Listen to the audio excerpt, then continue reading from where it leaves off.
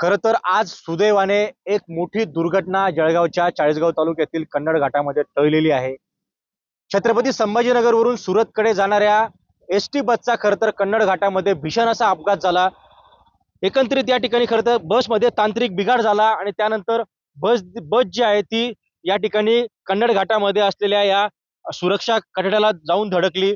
मात्र बस या ठिकाणी खरं तर 300 ते 400 फूट दरीमध्ये कोसळणार होती. मात्र चालकाच्या नियंत्रणामुळे खरं तर बस त्या ठिकाणी एका पोलवर धडकली आणि आपण बघू शकतो की या ठिकाणी दृश्यांमध्ये आपण जर बघितलं तर दोन चाक जे आहे बसचे ते या ठिकाणी खरं तर दरीमध्ये गेलेले आहे आणि सुदैवाने काठावर या ठिकाणी बस अडकलेली आहे. एकंदरीत या संपूर्ण अपघातामध्ये काही 3 ते 4 प्रवासी किरकोळ जखमी झालेले आहे. मात्र सुदैवाने मोठी दुर्घटना या ठिकाणी टळलेली आहे.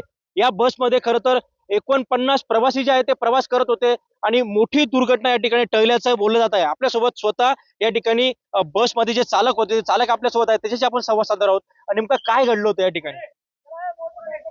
गाडीची स्टिअरिंग एकदम अचानक फ्री होऊन गेली. मग आपण काय केलं? मी ब्रेक दाबून गाडी कंट्रोल केली आणि थांबवली गाडी. स्टिअरिंग एकदम फ्री होऊन गेली.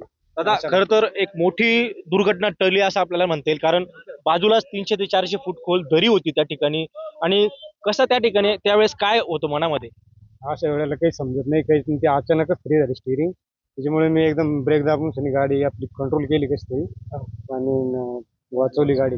बस कुठून कुठे चालली होती? किती प्रवासी त्या ठिकाणी होते बस? संभाजीनगर ते सुरत चालली होती बस. छत्रपती संभाजीनगर सुरत 49 प्रवासी. काय नाव आपलं? सुभाष नामदेव पल्ला चालक आहेत आपण. चालक. आपण बघू शकतो की या ठिकाणी खरं तर बसमध्ये तांत्रिक बिघाड झालेला होता आणि एक मोठी दुर्घटना खरं तर कन्नड घाटामध्ये आज टळलेली आहे. सुदैवाने यामध्ये कुठलीही जीवितहानी झालेली नाही. खेमचंद कुमार, TV9 मराठी, चाळीसगाव, जळगाव.